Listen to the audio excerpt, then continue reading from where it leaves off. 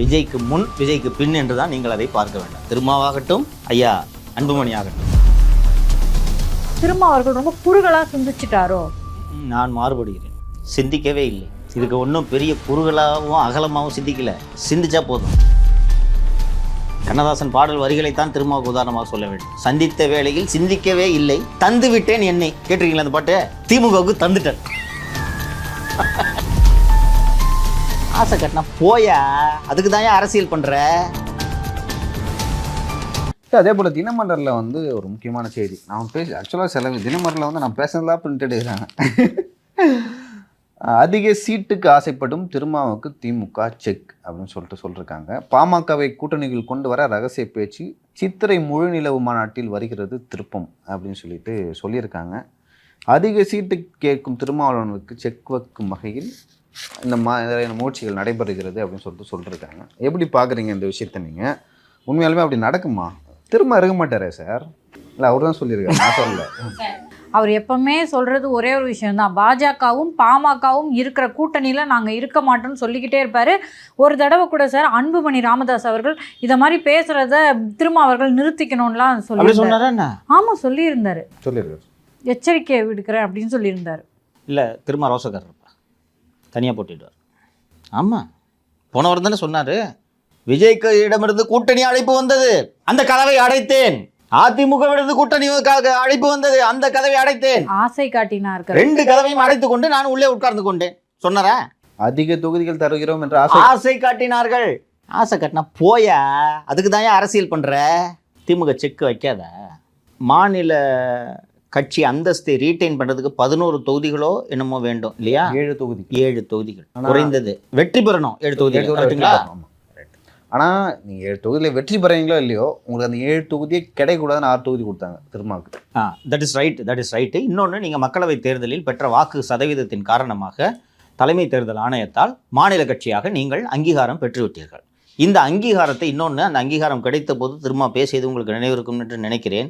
25 ஆண்டு கால கனவு சொன்னார. இப்போ அதை தக்க வைக்கிறதுக்கு நீங்கள் குறைந்தது 7 தொகுதிகளில் வெற்றி பெற வேண்டும். நிச்சயமாக 7 தொகுதிகளாவது வேண்டும் என்று அவர்கள் எதிர்பார்ப்பது தவறில்லை. அவர்களுக்கு பாட்டாளி மக்கள் கட்சிக்கு நிகரான செல்வாக்கு உடைய அவர்களுக்கு 20 தொகுதிகள் தாராளமாக கொடுக்கலாம். அந்த அளவுக்கு வட தமிழகத்தில் அவர்களுக்கு செல்வாக்கு உண்டு. அதை மறுப்பதற்கு இல்லை. முன்பு இருந்தது, இப்போது இருக்குன்னு சொல்ல முடியாது. ரொம்ப முன்னாடியெல்லாம் இல்லை, கிட்டத்தட்ட 3 மாதத்துக்கு முன்னாடி. விஜய்க்கு முன் விஜய்க்கு பின் என்று தான் நீங்கள் அதை பார்க்க வேண்டும். திருமாவாகட்டும், ஐயா அன்புமணி ஆகட்டும். விஜய்க்கு முன் விஜய் அன்புமணியில் ஐயா டாக்டர் ஐயா. ஆமாம், சாரிப்பா, அவர் தான் புடிங்கிட்டார் திருப்பி. ரைட்டு. ஐயா சொன்னா அப்புறம் நீங்கள் ஐயா சின்ன ஆள். நான் சின்ன ஆள் இல்லை, நான் பெரிய ஆள். அவர் தான் மூத்த தலைவர், அவர் தான் அறிவுள்ளவர். ஸோ விஜய்க்கு முன்னாடி பின்னாடி தான் பார்க்கணும். அதனால் இவங்களுக்கு அந்த ஓட் பேங்க்லாம் இருக்கும்னு தான் தெரியாது. ஓகே, எத்தனை முறை சொன்னோம் இது அரசியலில் நடக்காததா? நீங்கள் திமுகவில் இருந்தீங்கனாலும் அந்த அப்படி தாம்மா பண்ணுவீங்க. இன்றைக்கி உங்களுக்கு நம்ம தான் ஃபஸ்ட்டு நம்ம சேனல் மீண்டும் தொடங்கிய போது ஃபஸ்ட்டு பிரேக் பண்ணோம். அண்ட் அது வரைக்கும் யாராவது விஜய் பிஜேபி அதிமுக கூட்டணி போவார்னு யாராவது பேசுனாங்களா? நோட்டார் டைட்டிலே தான் வச்சோம். கரெக்டாக அவங்க யாரும் யோசிச்சிருக்க கூட மாட்டாங்க. திமுகவில் கூட யோசிச்சிருப்பாங்களா இல்லைன்னு தெரியல. இல்லை, யோசிக்கல. சொல்லும்போது அந்த குடும்பத்தை சேர்ந்த சிலரிடம் போங்க தம்பி விளையாடாது, இப்போது புரிந்திருப்பார்கள். ஸோ அப்போது உளவுத்துறை ரிப்போர்ட் கொடுத்துருப்பாங்களாங்க சார், அங்கே டாக்கிங் போய்கிட்டு இருக்கு. அப்புறம் இந்த லகுட பாண்டிகள் அதை செய்கிறார்களா இல்லையா என்பது எனக்கு தெரியாது. இவர்கள் நம்ம சேனலில் பிரேக் பண்ணுற வரைக்கும் உளவுத்துறை இல்லைன்னு சொல்லிட்டு இருந்தாங்கம்மா, தெரியுமா? நான் ஒரு சோர்ஸில் பேசின உடனே அவங்க செக் பண்ணுறாங்க. இன்ட்டில் சேனலில் பேசுறதுக்கு முன்னாடி, சேனலில் பேசுறதுக்கு 10 நாட்களுக்கு முன்னாடி எனக்கு தெரியும். என்னைக்கு சேனல் ஓப்பன் பண்ணுறதுக்காக வெயிட் பண்ணிட்டு இருந்தேன். சரி, நடக்கட்டும், பார்த்துக்கலாம். நான் ஏன் வெளில சொல்லணும்? ட்வீட்டெல்லாம் கூட போடல. நான் 10 நாள் ட்வீட்டே போடல. இல்லை, எல்லாம் என்ன கேட்க ஆரம்பிச்சிட்டாங்க. என்னாச்சு சார், ஏன் ட்வீட்டு போடல அப்படின்னு சொல்லிட்டு. நான் எதுக்கு சொல்லணும்? சேனலில் சொல்லிக்கிறேன், இப்படி தொடங்க போகிறேன்னு தெரியும், சேனலில் சொல்லிக்கலான்னு கம்முன்னு இருந்தேன். அதுக்கு முன்னாடி பேசி கொண்டு இருப்பேன்ல, அப்போ நான் சொல்கிறேன் சார் இந்த மாதிரி டாக்ஸ் போய்ட்டு போங்க தம்பி விளையாடாதீங்கன்னு சொல்லிட்டு. சரி, ஒருவேளை அவன் சும்மா சொல்ல மாட்டான், செக் பண்ணோன்னே வாய்ப்பே கிடையாதுன்னு இருக்காங்க. இப்போது எந்தெந்த சேனலில் பேச்சுவார்த்தை நடத்தி கொண்டிருக்கிறது என்பதை ஓரளவுக்கு அவர்களால் ஊகித்திருக்க முடியும். ஸோ அந்த அளவுக்கு ரகசியமாக பேச்சுவார்த்தை நடத்திட்டு இருக்காருன்ற கிரெடிட்டை விஜய்க்கு கொடுக்கலாமாங்க சார் நம்ம? இதில் ரகசியம்லாம் ஒன்றும் இல்லை. அவர் போய் இந்த பூத் ஏஜென்ட் மீட்டிங்கில் அமைதி காத்தது, மதுரையில் போய் இறங்கி நான் இது ப்ரைவேட் விசிட் ஃப்ரெண்ட்ஸ், தோழர்ஸ், நண்பா நண்பீஸ் அப்படி நான் அமைதி காத்ததுலேருந்து தெரிஞ்சு போலையா? என்ன ரகசியமே இல்லை. நான் என்ன சொன்னேன் உங்களிடம்? பிஜேபி எதிர்த்து அவர் எதுவும் பேச மாட்டார். இதுதான் நான் சொன்னதற்கு சான்று. இல்லை, உளவுத்துறைக்கே தெரியாத காரணம் அந்த அளவுக்கு ரொம்ப சீக்ரெட்டாக அந்த பேச்சுவார்த்தை நடந்துட்டு இருந்திருக்குன்ற. we can give him credit. பாருங்கம்மா, எடப்பாடியையும் விஜயையும் தவிர வேறு யாருக்கும் தெரியாதுமா, இவ்வளோதாம்மா லீடு கொடுக்க முடியும் அவங்களுக்கு. அந்த அளவுக்கு those were secretive talks. சரி, உளவுத்துறை எப்படி ரிப்போர்ட் பண்ண இந்த மாதிரி பேசியிருக்காரு, அதுக்கு பின்னாடி யாரும் ரீசனாக இருக்கணும் அப்படி தான் ஆக்சுவலி யூகிப்பாங்க. சரி, ஆமாம், ரிப்போர்ட் கொடுக்குறவங்க சார். இப்போ விஜய் வந்து ஏன் கோயம்புத்தூரில் பேசலை, இங்கே பின்னாடி பேசலை, இப்போ டாக் போயிட்டு இருக்கு, கொஞ்ச நாளாவே பேசலை. விஜய் கட்சியிலையும் யாரும் பேசலை, அதையும் நீங்கள் பார்க்கணும். விஜய் கட்சியிலேருந்து இப்போ ரீசெண்ட் டேஸில் யாரும் சரி பாஜக பற்றி பேச்சு வருகிறதா? ரீசெண்டாக யாரும் இன்டர்வியூவும் கொடுக்கறது இல்லை, பேசுறது கேட்டேன் ஃப்ரெண்டே பேசுறது இல்லை கொஞ்சம் நாள். வராது. எனக்கும் அந்த கட்சியில் நண்பர்கள் இருக்கிறார்கள் தானே, சொல்ல மாட்டாங்களா? இன்னொன்று எனக்கு தெரியும், I am privy to the talks, நான் அவ்வளோதான் சொல்லுவேன். இப்போது வெளியே விவரங்களை சொல்வது சரியாக இருக்காது, பொருத்தமாக இருக்காது. உரிய நேரத்தில் அவர்களே சொல்லிவிடுவார்கள், தெரிந்துவிட போகிறது. டாக்ஸ் நடக்குதுன்றது வரைக்கும் சொல்லலாம், நான் தான் பிரேக் பண்ணேன் எனக்கு டாக்ஸ் நடக்குதுன்றது. ஸோ அப்படி இருக்கும்போது நீங்கள் திமுகவில் இருக்கிறீங்க, என்னம்மா பண்ணுவீங்க? இவ்வளோ நாள் வலுவாக உள்ளது, வெல்ல முடியாத கூட்டணி, 234, 3 கிடையாது 34ன்னு பேசிக்கிட்டு இருந்தீங்க. இன்னைக்கு தெரியும் உங்களுக்கு நிலைமை. என்னது விஜயம் போறாராங்க, ஐயோ என்ற அச்சம் உங்களுக்கு வந்து விட்டது. விஜய் அங்கே போனால் பாமக இவங்கள, அப்போது உங்கள் கூட்டணியை மேலும் வலுவாக்க உங்களுக்கு இருக்கிற ஒரே ஆப்ஷன் என்ன? பாமக. ஸோ இயல்பு தானே இது. நம்ம அன்றைக்கே சொல்லிட்டோம். நீங்கள் இதெல்லாம் அந்த பாருங்கம்மா, இந்த தகவல்கள்லாம் எடுக்கிறது நீங்கள் நிறைய பேர் என்கிட்ட கேட்டுருங்க, எப்படி சார் நீங்கள் உங்களுக்கு இந்த விஷயங்கள்லாம் தெரிகிறது இல்லை? இண்டிகேஷன். மருத்துவர் ஐயா கருணாநிதியை பற்றி என்னவெல்லாம் பேசியிருக்கிறார் என்பதை 2006 முதல் 2011 வரையில் உள்ள தினமணி நாளேடுகளை மட்டும் எடுத்து பார்த்தீர்கள் என்றால் தெரியும். அவர் வைத்தியநாதன் சார் தான் இப்போவும் எடிட்டராக இருக்கார். வேணுங்கன்னே கலைஞரை காண்டாகணுன்னே ராமதாஸ் படத்தை பெருசாக போட்டு பேஜ் 1ல் போட்டுருவார். கலைஞர் ரெகுலராக தினமணி படிப்பார். வரும் பாருங்க கோவம், என்னையா சொல்கிறார் அந்த டாக்டரு, வேணுங்கன்னே ஒரு உசுப்பேற்றுவார். வேறு யாரும் அந்த மாதிரி லேஅவுட் வைக்க மாட்டாங்க. தினமணியில் ராமதாஸ் படம் பெருசாக போட்டு கலைஞருக்கு கேள்வி இப்படி போட்டு அப்படி திட்டுவார். தருமபுரி கலவரத்துக்கு காரணம் கருணாநிதினார் இவர், தெரியுமா? அவர் கருணாநிதின்னு சொன்ன உடனே இந்த பேரை சொல்லலை. இதுக்கெல்லாம் காரணம் ஒரு தலைவர். இந்த இலவச திவ்யா மேட்டர் ஒரு கையில் எடுத்து தூக்கி விட்டான். இதுக்கெல்லாம் காரணம் ஒரு தலைவர் அப்படின்னு சொன்ன உடனே கலைஞர் திமுக சார்பில் உண்மை கண்டறிய குழு போ, அவங்க போயிட்டு வந்து பாமக தான் அதுக்கு காரணம், நல்லா இருக்கு அரசியல். ஸோ இப்படி நிலைப்பாடு கொண்டிருந்தவர்கள் கருணாநிதி பெயரில் பல்கலைக்கழகம் வேணும்னு சட்டப்பேரவையில் எதுக்கு பேசுகிறாங்க? அவ்வளோதான். இதை நீ ஆராய்ஞ்சிக்கிட்டா தெரிஞ்சோம். திரும்ப வந்து அதுபடி பேசுகிற அதுக்கு என்ன காரணம்? அங்கே டாக் நடந்துட்டு இருக்கு திமுகவும் பாமகவும். எனக்கு ஆப்ஷன் இல்லை என்று நினைத்து கொள்ளாதீர்கள் சொன்னாரா? இதைத்தானே முதல்ல இருந்து சொல்லிட்டு இருக்கோம். நம்ம ஆப்ஷனை வச்சுக்கணும்னு தானே சொல்லிட்டு இருந்தோம். திரு விஜய் அவர்கள் கட்சி தொடங்கி நான் அதிகாரத்தில் பங்கு தர்றேன் அப்படின்னு சொன்னா விஜய் அவர்களின் நிலைப்பாடு வரவேற்கத்தக்கதுன்னு ஒரு வார்த்தை சொன்னால் திரும்ப ஆபீஸை நோக்கி அறிவாலை ஏட்டையா போயிருப்பார் தம்பி அப்படின்னு. விஜய் இப்படி பேசுறது தப்புன்னு நீங்கள் சொன்னீங்க. இதெல்லாம் மேடைக்கு பின்னால் பேச வேண்டியது. விஜய் இப்படி பேசுகிறார், நடிகர்கள் நாடாளலாமா? 25 ஆண்டுகளாக நான் இயக்கம் நடத்தி கொண்டிருக்கிறேன். நேற்று ஒரு நடிகர் வந்துட்டாருன்னு நீங்கள் இப்படி பண்ணுறீங்கன்னு தினந்தோறும் புலம்பி தீர்த்துக்கிட்டு இருந்தார். திமுகவிடமிருந்து என்னை ஒரு நாளும் பிரிக்க முடியாது சார், இந்த அதிகாரத்தில் பங்கு அது பின்னாடி சொன்னாரா? அது லட்சியம். இப்போ அதெல்லாம் கேட்க முடியாது, கேட்கக்கூடாது. இப்படி ஆப்ஷனை க்ளோஸ் பண்ணிங்கன்னா அப்புறம் திமுக உங்களுக்கு என்ன 25 சீட்டை தூக்கி கொடுப்பாங்க? அவர் திரும்ப லீடர் மீட்டிங்கில் இல்லை தம்பி, நான் அதை வருத்தத்தோடு பதிவு செய்கிறேன். அரசியல்னா இதான்ப்பா. இந்த பக்கம் திமுக கிட்ட பேசிக்கிட்டே அந்த பக்கம் அதிமுக கிட்டையும் ஒரு லைனை ஓப்பன் வச்சுருப்பாங்களா மாட்டாங்களா? கண்டிப்பாக வச்சுருப்பாங்க. ராமதாஸை சொல்கிறேன் நான். இப்போ அதை நடந்துட்டு இருக்கு. அப்படி சொல்லு, இதான் அரசியல். அதனால தான் இன்றைக்கி அவங்க 30 சீட்டு கம்மியாக கொடுக்க முடியாதுன்னு சொல்லிட்டு பேசும் நிலையில் அவர்கள் இருக்கிறார்கள். நீங்கள் 6 சீட்டுக்கு கெஞ்சி கொண்டிருக்கிறீர்கள். திரும்ப அவர்களுக்கு கிங் மேக்கராக இருக்கிறதுக்கான எல்லா வாய்ப்புகளையும் அவரே மூடிட்டாருமா. முடிஞ்சு போச்சுமா. இம்மா நான் சொல்கிறேம்மா, நான் ஒரு தலித் சமூகத்தை சேர்ந்த இளைஞன், இப்போ தான் அரசியல் கற்றுக்கிட்டு வரேன். திருமாவை ஆதர்ச நாயகனாக பார்க்கிறேன். தமிழ்நாடு பூரா தலித்துகள் மேலே கொடுமை நடக்குது. இவர் திருமா வந்து கண்டும் காணாமல் இருக்கிறாருன்னா நியாயமாக திருமா பின்னாடி போனோம் சொல்லுங்கள். இந்த ஆட்சியிலே இவ்வளோ கொடுமை நடக்குது, தலித்துகளுக்கு எதிராக வன்கொடுமைகள் நடந்து கொண்டு இருக்கிறது, எல்லாத்துக்கும் முட்டு கொடுத்துட்ருக்காரு.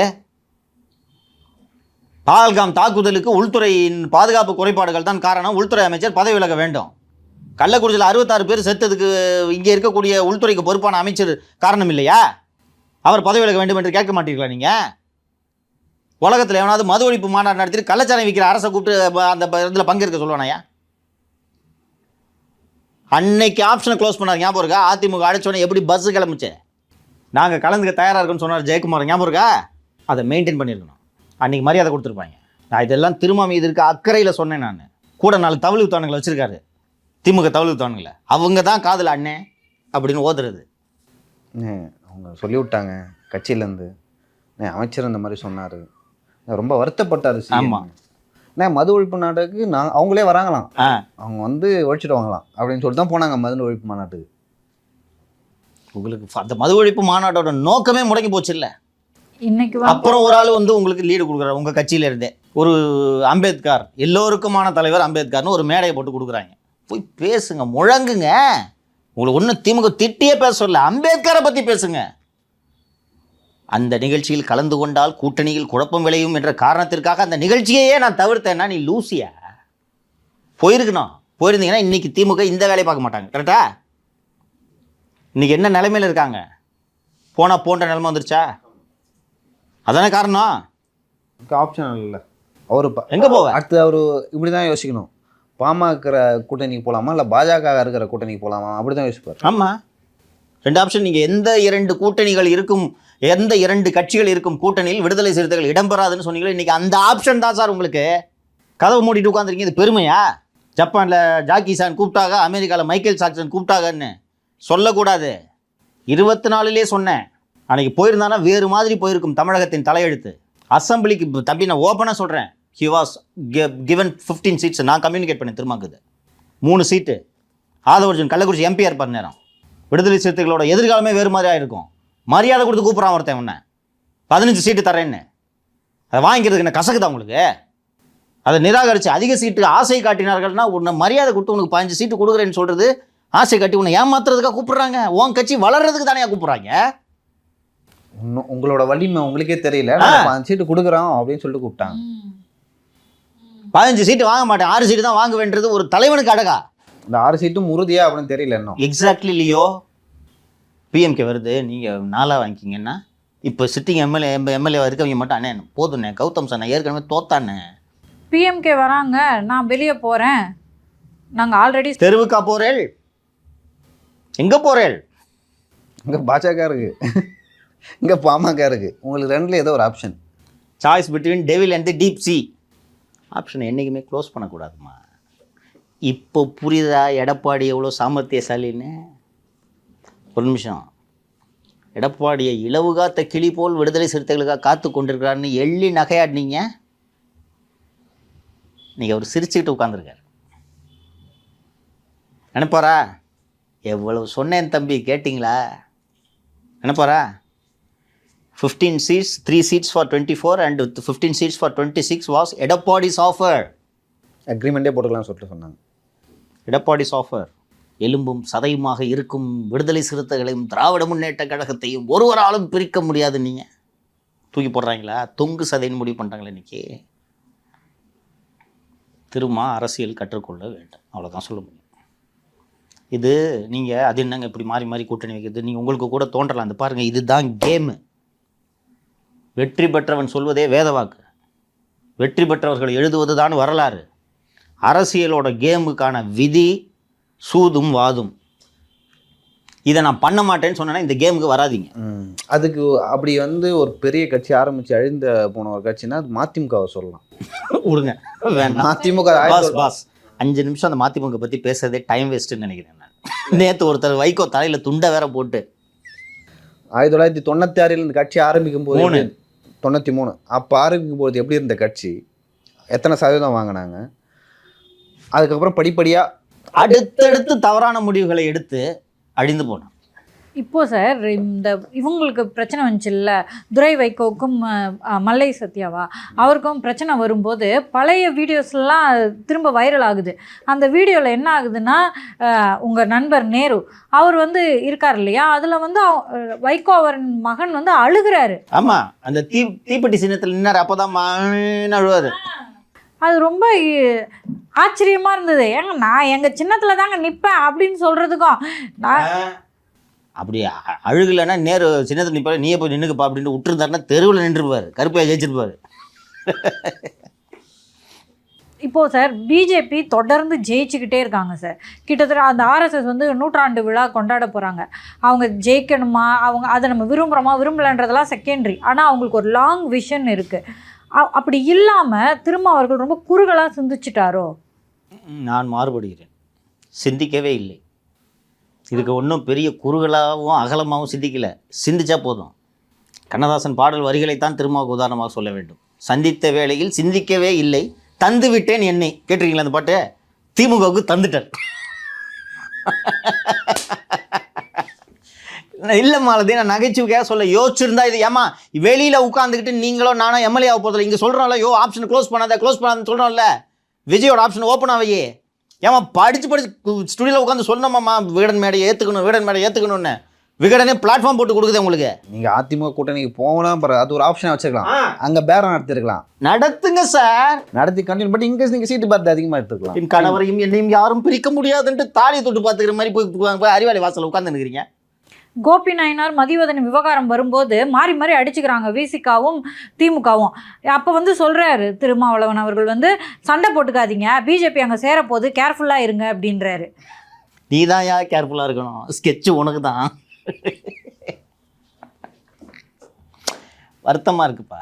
ஒரு வைகோ ஒரு லியோ அழகான உதாரணத்தை சொன்னார். அடுத்தடுத்து தவறான முடிவுகளை எடுத்தால் ஒரு கட்சி என்ன ஆகும் என்பதற்கு மிகச்சரியான உதாரணம் மதிமுக தான். திமுகவுக்கு எதிரான ஒரு மனநிலை இருக்குது அப்படின்னு நம்மளுக்கு தெரியுது. ஆனால் அன்னைக்கு சார் திமுக தான் ஜெயிக்கும், திமுகவுக்கு எதிரான மனநிலை இல்லை அப்படின்றதுனால ரொம்ப ஸ்ட்ராங்காக அவங்களோட உட்காந்துட்டாரா திருமா?